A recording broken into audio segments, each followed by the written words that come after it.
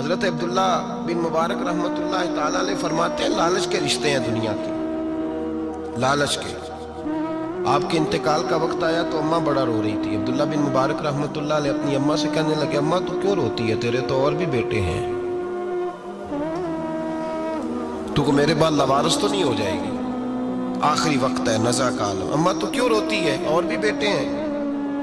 تو اماں کہنے لگی بیٹا اور بھی بیٹے ہیں، پر جس طرح کا دھیان تو رکھتا تھا وہ نہیں رکھتے، جس طرح وقت پہ دوائی تو لا کے دیتا تھا وہ نہیں لا کے دیتے، جس طرح تو میرے کھانے پینے کا خیال رکھتا تھا وہ۔ کہنے لگے اچھا اماں اس کا مطلب ہے تو مجھے نہیں رو رہی، تو اپنی ضرورتوں کو رو رہی ہے کہ روٹی کون دے گا، کھانا کون لائے گا، دوائی، میں سمجھا تھا شاید مجھے رو رہی ہے۔ بیوی سے پوچھا تو کیوں رو رہی ہے، تو کہنے لگی تیری وجہ سے میری بادشاہی تھی، تو موجود ہے تو خاندان میں معاشرے میں میرا ایک وقار ہے، تیرے بعد تو بیوہ کی زندگی ہوگی۔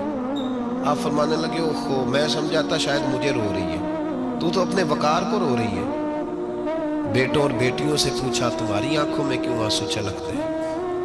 کہنے لگے ابا جس پیار سے باپ شادی کرتا ہے دوسرا کوئی نہیں کر سکتا، اور جس محبت سے باپ لا کے کما کے دیتا ہے دوسرا کوئی نہیں دے سکتا۔ فرمانے لگے اوہو میں سمجھا تھا مجھے رو رہے ہو، تم تو شادیوں کو رو رہے ہو، میرے ساتھ تو تعلق ہی نہیں۔ پھر عبداللہ بن مبارک رونے لگے اور پھوٹ کے روئے۔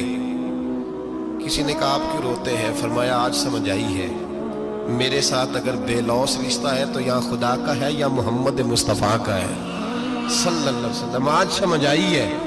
وہ میں نے جن کے ساتھ تعلق مضبوط کیا ہی نہیں، کبھی فجر چھوڑی، کبھی زور چھوڑی، کبھی ایک رہ گیا، کبھی وہ رہ گیا، کبھی داڑھی کا پروگرام بنا، کبھی رہ گیا، جن کے ساتھ میں کمزور تھا وہ میرے ساتھ مضبوط تھے، اور جن کے ساتھ میں مضبوط تھا ان کا میرے ساتھ کیا حال تھا۔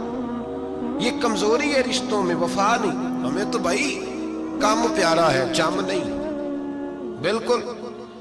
بچے شکایت کرتے ہیں، کہتے ہیں ابا کماؤ پتر سے پیار کرنے لگا ہے، بچے شکوا کرتے ہیں، کہتے ہیں جو آدمی جیب میں زیادہ پیسے ڈالتا ہے ابا جی کا پیارا ہے۔ باپ شکوا کرنے لگے ہیں، کہتے ہیں میں مالدار ہوتا تو میرے بچے بھی فرما بردار ہوتے۔ رشتوں کو روح کا رشتہ بنائیں، وفا کا رشتہ بنائیں، وفا کا۔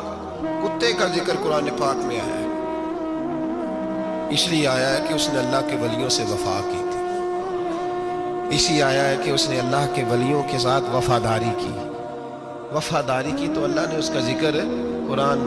ایک بادشاہ تھا، بادشاہ جو ہوتے تھے ان کے اپنے اپنے مزاج ہوتے تھے۔ اس بادشاہ نے 4 5 6 کتے رکھے ہوئے،